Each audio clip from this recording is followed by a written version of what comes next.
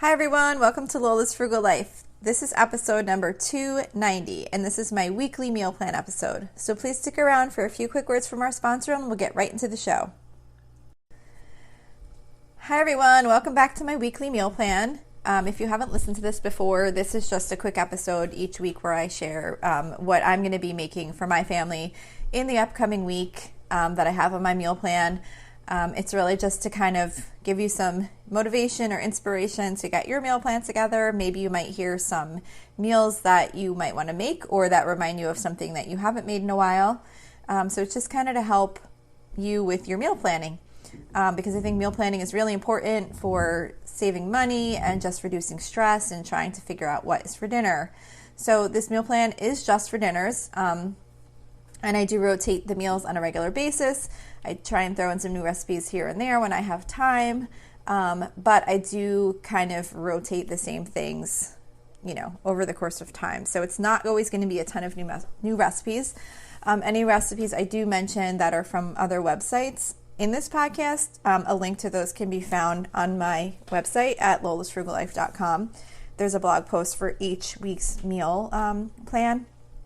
And you can find the links to the recipes there. So this week's meal plan starts on Saturday, April 2nd. So Saturday, I'm going to be making Chef John's Italian meatballs, which is from allrecipes.com. And I will also be making baked ziti, which is baked ziti Roman numeral 2, and that's also from allrecipes.com. The meatballs do bake in the oven, and so does the baked ziti. I usually try not to do that where I have two things baking in the oven, but it usually works out pretty well where I'll make the baked ziti. I'll get the baked ziti in the oven first and then I'll prep the meatballs because the meatballs only take about 20 minutes to bake in the oven, and the baked ziti when it comes out is supposed to sit for 15 minutes before you eat it. So when I pull the baked ziti out, I'll put the meatballs in, and then when the meatballs come out, the baked ziti has sat for 15, 20 minutes, whatever, and then it's ready to go. So this one actually works out well. Sometimes I do it totally by mistake, where I put two meals on my meal plan for the same day that bake in the oven, and it totally messes up my timing. But that one actually does work out well. So that's for Saturday. For Sunday, we're going to do pork chops in the slow cooker. This is from allrecipes.com. So I made this recipe a few weeks ago. I'm going to try it again because I totally messed it up last time. It tasted really good at a point in time. It actually says in the recipe to cook on low setting for 6 hours. And I'm guessing probably it was around 6 hours when I tasted the pork chops, and they were really good. And I was like, oh, this is going to be so good. But I let it continue to sit there cooking for the rest of the day. I had put them in the morning, and then we didn't eat them until later in the evening. So I guess with this recipe, it's not the type that you can let it just keep cooking because the pork chops got so dried out, it was barely edible. So I'm going to give it a try again and make sure that I do good on the time and see if they come out, if it's worth making them. The only thing is I have to be careful about when I'm making them and if I'm going to be home. So that's why I chose to do it on a Sunday, because I figured I have a little bit more control over when I start the crock pot in relation to when we're actually going to be eating dinner, to make sure that they don't overcook again. And then for a side dish, I'm going to be doing vegetarian tater tot casserole 2. That is also from allrecipes.com. By the way, I'm not sponsored by allrecipes.com. You'll notice I do get a ton of my recipes from there. It's just somewhere I get a lot of recipes from. So the tater tot casserole is basically just you put tater tots in a 9x13 baking dish, and then you mix together cream and mushroom soup, sour cream, and shredded cheese, and you cover the tater tots with that, and you bake them. Bake it just like that. And then I'm also going to do frozen vegetables on the side, just like some of those steam fresh kind that you put in the microwave. So that's Sunday. For Monday, I'm going to be doing ribeye steak. I don't have a recipe to share for that. I pretty much just marinate the steak in a Ziploc bag with some Montreal steak seasoning and olive oil and red wine vinegar, and then I just cook it under the broiler until it's done. For a side dish, I'm going to be making cauliflower au gratin, which is from allrecipes.com. I had made this a couple times, and it went over okay. Well, the first time I made it, it went over really well. And then I feel like the last time I made it, it kind of went over okay. Not the last time, like the time before last. But then the last time I made it, it was like a huge hit again. And actually, I had packed myself lunch. And in my lunch, I had, I forget what we had with it, maybe chicken or something. And then I had this like on the side, like in a container to bring for lunch. And I think someone thought that it was just me packing leftover food, which I wouldn't, I normally always pack leftover food like separately. Like I wouldn't put two different things in one container if I was packing away leftovers. But anyway, I think that's what someone thought.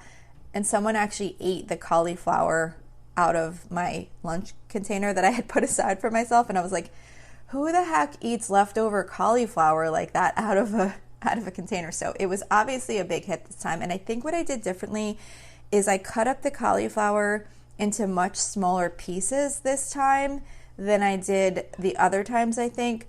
So I feel like it kind of, you got more of like the cauliflower and the cheddar cheese and the sour cream like kind of all together in one bite rather than some of the pieces where they were like bigger chunks of cauliflower. So that's just a tip. I think that that's why it kind of went over better. But it does taste really good. Everybody did like it. But I think it's just a little bit more, it just tastes a little bit better when you cut up the cauliflower like in really smaller pieces. And then I'm just going to do some rice on the side with that. Maybe some kind of like, just like flavored rice, like a rice-a-roni type boxed rice that I would have on hand. Tuesday, we do a Mexican theme every Tuesday. So this week we're doing chicken chimichangas with sour cream sauce, which is again from allrecipes.com. I've mentioned before when I do this recipe, I don't actually make the sour cream sauce. I just follow it to make the chicken chimichangas, and then I put just out like regular sour cream to go with them, and like some salsa and things like that. And then I'm just going to do a bag salad on the side with that also, just like the kind you get at the grocery store that has like all the toppings in it. And you just dump it in a bowl and put everything together. So that's for Tuesday. For Wednesday, we usually do seafood on Wednesdays. So this Wednesday, we're doing baked salmon.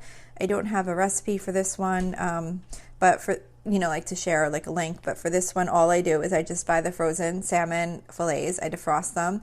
I brush them with olive oil, and I season with the Smokehouse maple seasoning. I think it's McCormick.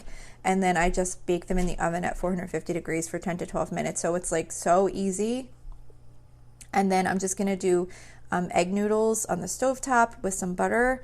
And then again, just like a bag of some whatever frozen vegetables we have on hand that would go with that meal.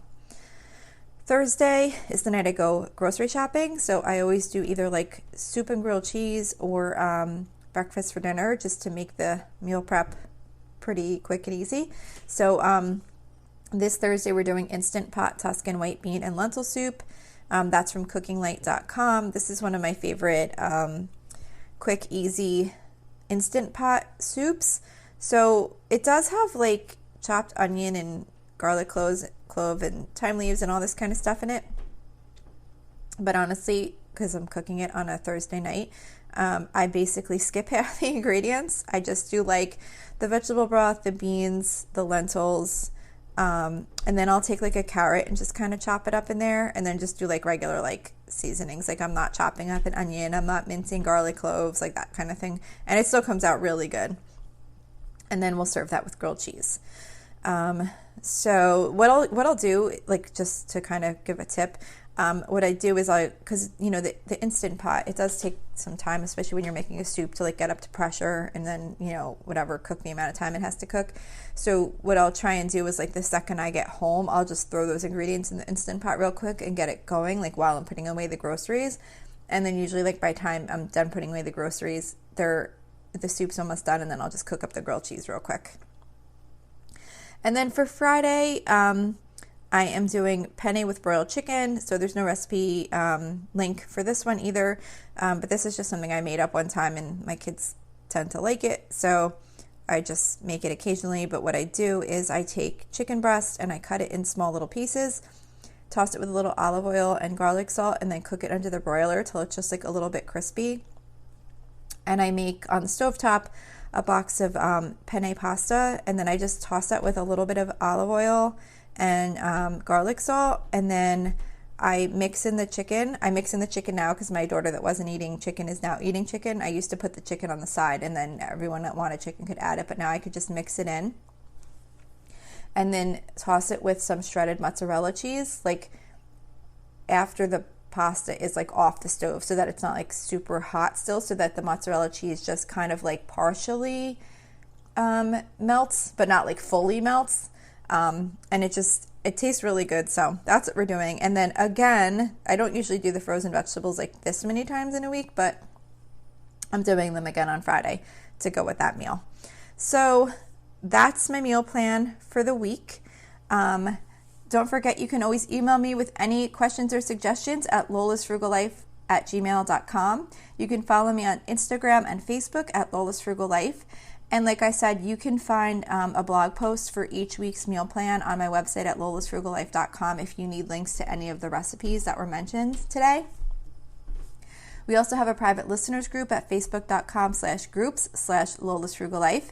If you enjoy the show, please make sure to subscribe on Apple Podcasts, Spotify, YouTube, or wherever you listen from. And I would love it if you would screenshot the show and tag me on Instagram so I can see that you're listening. Also, if you could take a couple of seconds to rate and review the podcast, that would be really helpful to me. That is what helps grow the show's audience because it boosts where it shows up in the search results when people are looking for something similar to this. There's also a link in the episode details to financially support the podcast if that's something you're interested in. So that's it for today. Thank you so much for listening, and I hope you have a really awesome day. Today's episode is brought to you by BetterHelp. If there is something interfering with your happiness or preventing you from achieving your goals, BetterHelp will assess your needs and match you with your own licensed professional therapist. You can start communicating in under 48 hours. It's not a crisis line, it's not self-help, it's professional counseling done securely online. There is a broad range of expertise available, which may not be available to you locally. The service is available for clients worldwide. You can log into your account anytime and send a message to your counselor. You'll get timely and thoughtful responses, plus you can schedule weekly video or phone sessions so you won't ever have to sit in an uncomfortable waiting room as with traditional therapy. BetterHelp is committed to facilitating great therapeutic matches, so they make it easy and free to change counselors if needed. It's more affordable than traditional offline counseling, and financial aid is available. BetterHelp wants you to start living a happier life today. Visit betterhelp.com/Lola, that's better HELP, and join the over 1 million people who have taken charge of their mental health with the help of an experienced professional. This podcast is sponsored by BetterHelp, and Lola's Frugal Life listeners get 10% off their first month at betterhelp.com/Lola.